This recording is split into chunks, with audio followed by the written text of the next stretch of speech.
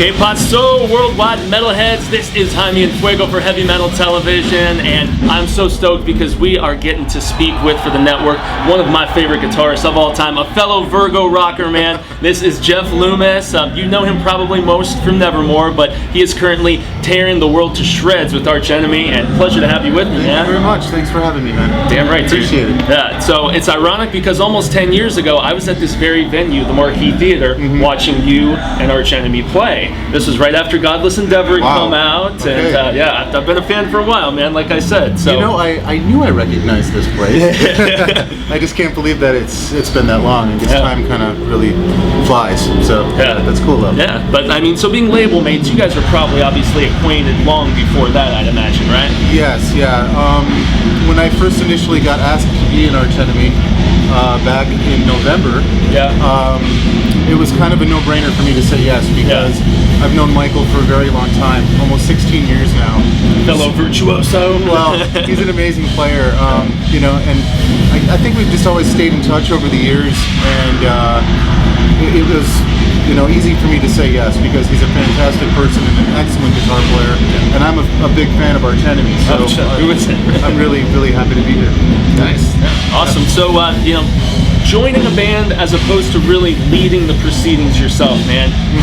Was there less pressure, or was there more pressure since you guys were acquainted and friends and stuff? Or I mean, what's your thoughts on that? I was a little bit nervous at first, to be honest, you know, because it's like I was always used to being in, like you said, in my own band, you know, with Nevermore, and kind of being a little bit of a conductor in that thing. But of course, I was a little bit nervous. It's a different style of music, I would say, a little bit. Vocally, especially, compared to what we're used to. Yeah, but I think after the first show that we did in France together, if I knew I could get through that, I knew I'd be okay. Got over the initial butterflies. Yeah, and I got over that first initial hill, and then I was able to do it. So very, very cool. Yeah. So do you kind of prefer, since I know, I mean, with two amazing instrumental records, you know, under your belt, and also great work with Conquering Dystopia, do you really enjoy, I mean, having a vocalist more, or is it more challenging letting the guitar do all the talking and having that drive an arrangement forward? It's two totally different things, you know what I mean? It's when you're doing something totally instrumental, it's very hard to keep the crowd interested, engaged, you know what I mean? So two totally different things, really, and I do prefer being in a vocal band, though. Really? For me, it's more ebb and flow, room for the guitar to breathe, as opposed to being at the forefront constantly. Each instrument has its part, you know what I mean, in time.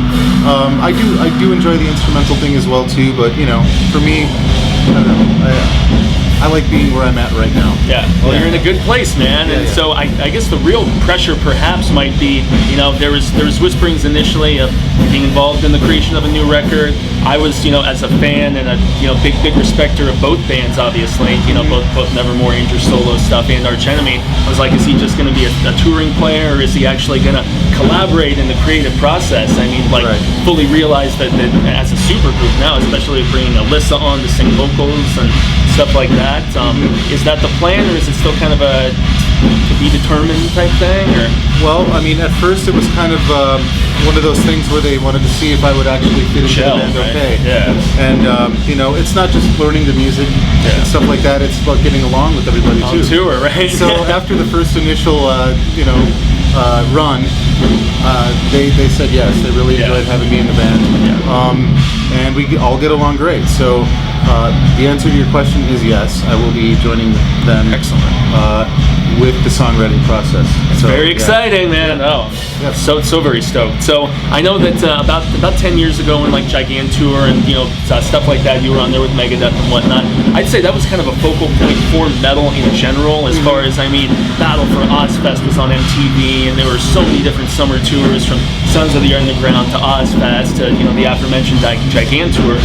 This is something I was curious about your insights, since you play a lot of European festivals and stuff. Do you think the whole touring metal circus in America is a dying breed, or, I mean, what's your thoughts on that? Well, I mean, that's a hard question to really answer, man. I think you have to look at it in two different ways sometimes. You know, like in Europe, I think there's more of a classic approach where the kid is like always into the traditional forms of metal and it grew. Yeah. In the States, sometimes it almost seems like it's like what's hot now is what's popular. Yeah, and the you know whole what I mean? memory span in seconds being measured. Yeah, type man. thing. So I don't know. I guess we're trying to keep it alive. You know, everybody's trying to keep the whole metal scene alive. You know, it is what it is. You know, it's two totally different things. I think, though, from the States to Europe. Yeah. Cool. That's what I see. Yeah. Awesome. Well, let's hope it can keep going and keep things alive. And there is one group that everybody would love to see alive to some form. And I guess this question is inevitable with how powerful and amazing all of the Nevermore work was, man. I mean, there's a reason Mark Morton referenced the River Dragon is column in one of his Guitar World columns, man, because that is just one of the finest arrangements you've ever done. Well, Mark's a great dude, man. I actually got the chance to talk to Worrell at a Sanctuary show. I interviewed him earlier this year. I got to talk to Van Williams when he was doing the Ashes of Aries show here as well. And so it was cool to finally have things come full circle and get to speak to you. I don't know if it's a sore subject, so I won't press you on the entire thing. But I mean, do you see ever actually getting something like that together? If because obviously, like you said, it's about people being able to coexist and create together. That's true. That's true. We had a really long run as a band. An amazing run. 18 years or something like that, and who knows? I mean, maybe one day we'll see. It's like everybody that was in Nevermore, including me, is now doing something else musically. So that's good. Something good. That's good. Yeah, that's always positive. Really happy to see Worrell and Lenny, doing the Sanctuary thing. Yeah, because you played briefly when they reunited, correct? I did. Yeah, when I first moved out to Seattle, I first joined Sanctuary. Yeah, and then that broke up. After the reunion too, you came together for a few shows. Maybe right? a few shows. Just a couple. Yeah. But time will tell with something like that. Maybe there's a chance we'll do another record one day. I just try to stay positive about the whole thing and just really think about the good times that we had. I'm really happy that people really love the music still. You touched me with the creativity, man. I mean, timeless metal. I think it's good stuff. I was talking with Jim, about just this godless endeavor and how that record in particular, that was the one that got me into you guys. 10 it's years a good ago. record. Very solid record. The title track especially is possibly one of the most magnificently arranged, just progressive and ebb and flow. And so, I'm very excited to see what you can create working with Michael, man. Thank you very much, man. I appreciate that. Thank you. So I'm going to extend a grande gracias here to Mr. Jeff Loomis, because he's got more important things to do than talk to us. He's got to go rock some peeps' faces. So once again, thanks so much for speaking with us for Heavy Metal Television, man.